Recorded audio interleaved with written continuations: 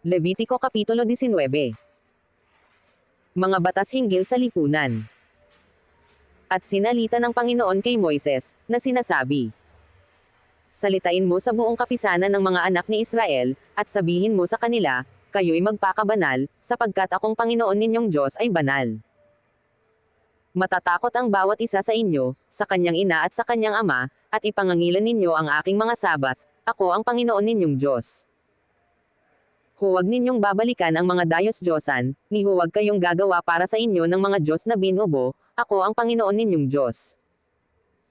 At pagka kayo'y maghahandog sa Panginoon ng hain na mga handog tungkol sa kapayapaan, ay inyong ihahandog upang kayo'y tanggapin. Sa araw ding ihandog ay kakanin, at sa kinabukasan, at kung may labis hanggang sa ikatlong araw ay susunugan sa apoy. At kung kanin sa anumang paraan sa ikatlong araw, ay karumal-dumal nga, ito'y hindi tatanggapin. Kundi yaong kumain ay siyang magtataglay ng kanyang kasamaan, sapagkat nilapastangan niya ang banal na bagay ng Panginoon, at ihihiwalay ang gayong tao sa kanyang bayan. At pagkagagapas kayo ng mga uhay sa inyong lupain, ay huwag ninyong pakakagapasin ang mga sulok ng inyong bukid, ni huwag ninyong pamulutin ang inyong lupang ginapasan. At huwag ninyong sisimutin ang inyong ubasan, ni huwag ninyong pupulutin ang bungang nahulog sa inyong ubasan, sa dukha at sa taga-ibang bayan, pababayaan ninyo, ako ang Panginoon ninyong Diyos. Huwag kayong magnanakaw, ni magdadaya, ni magsisinungaling ang sinoman sa iba. At huwag kayong susumpa ng di totoo sa aking pangalan, na anupat lapastanganan ninyo ang pangalan ng inyong Diyos, ako ang Panginoon. Huwag kayong pipigote sa inyong kapwa, o magnanakaw man sa kanya, ang bayad ng isang mag-aaraw ay huwag matitira sa inyo ng buong gabi hanggang sa umaga. Huwag ninyong lalaitin ang bingi, ni maglalagay ng katitisuran sa harap ng bulag, kundi katatakutan ninyo ang inyong Diyos, ako ang Panginoon.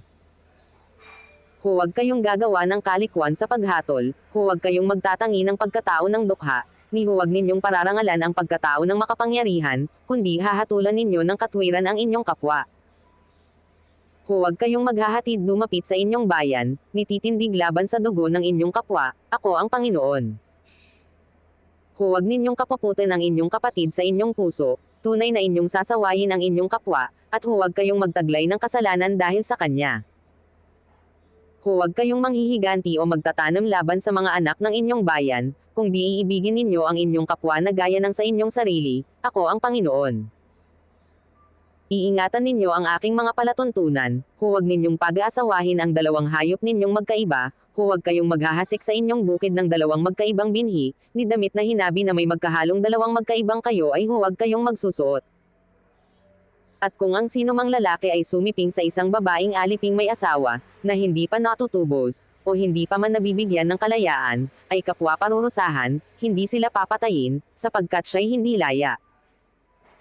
At kanyang dadalhin sa Panginoon ang kanyang handog dahil sa pagkakasala, sa pintuan ng tabernakulo ng kapisanan, sa makatuwid bagay isang tupang lalaki na pinakahandog dahil sa pagkakasala.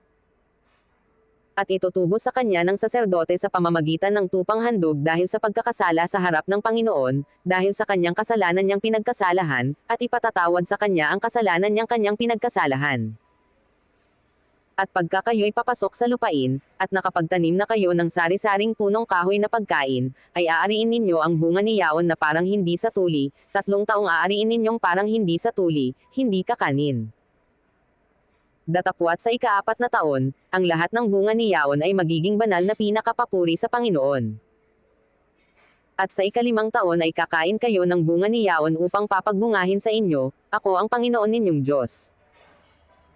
Huwag kayong kakain ng anumang may dugo, ni huwag kayong mag-eengkanto ni magpapamahiin. Huwag ninyong gugupitin ng pabilog ang mga buhok sa palibot ng inyong ulo, ni huwag mong sisirain ang mga dulo ng iyong balbas.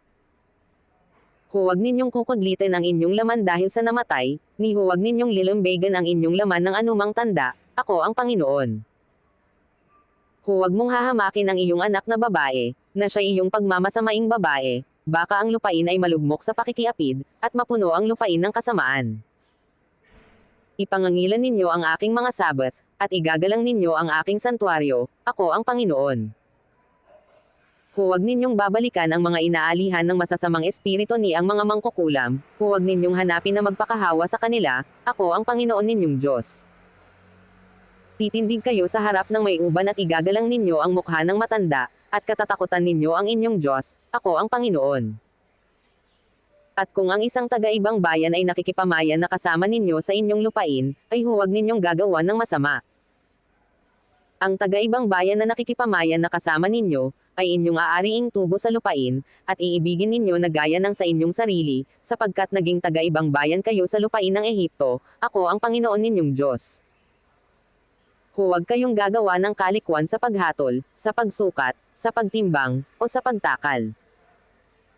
Timbang ang matuwid, panimbang na matuwid, epa na matuwid at hin na matuwid ang aariin ninyo, ako ang Panginoon ninyong Diyos na naglabas sa inyo sa lupain ng Ehipto.